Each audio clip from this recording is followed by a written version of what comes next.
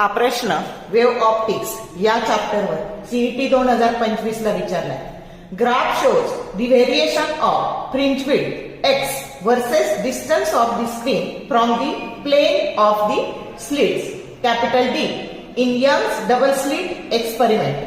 Keeping other parameters same, small d that is equal to distance between the slits, the wavelength of the light used can be calculated as option A, slope into d square, B, d divided by slope, C, slope divided by d and D, slope into d.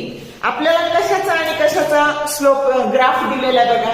तर असा इथे तुम्हाला ही fringe width दिलेली आहे आणि त्याचा आणि distance between ही इथे तुमचे दोन सोर्सेस असतात S1 आणि S2. त्यातल्या अंतराला स्मॉल डी असं म्हणतो.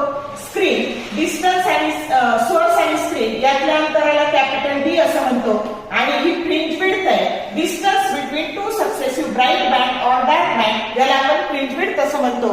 तर ती आपल्याला दिलेली आहे आणि त्याचा जो काही ग्राफ आहे तर तो ग्राफ आपल्याला या पद्धतीने दिलेला आहे आणि आपल्याला वेव्हलेंथ विचारलेली आहे. मग या ग्राफचा जो स्लोप आहे ना तो स्लोप काय मिळणार आहे आपल्याला, तर x/d मिळणार आहे. हे लक्षात घ्या. मग फ्रिंज विड्थचा फॉर्म्युला काय असतो, x बरोबर λd/d.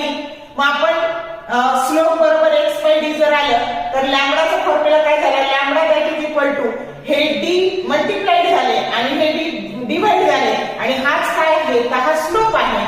मग वेव्हलेंथ काय आलं तर स्लोप इंटू d, की जो करेक्ट ऑप्शन डी आहे. समजलं का? शॉर्ट व्हिडिओ आवडले लाईक करा, शेअर करा, कमेंट करा. For more useful tips and tricks keep watching wings of physics. Thank you very much.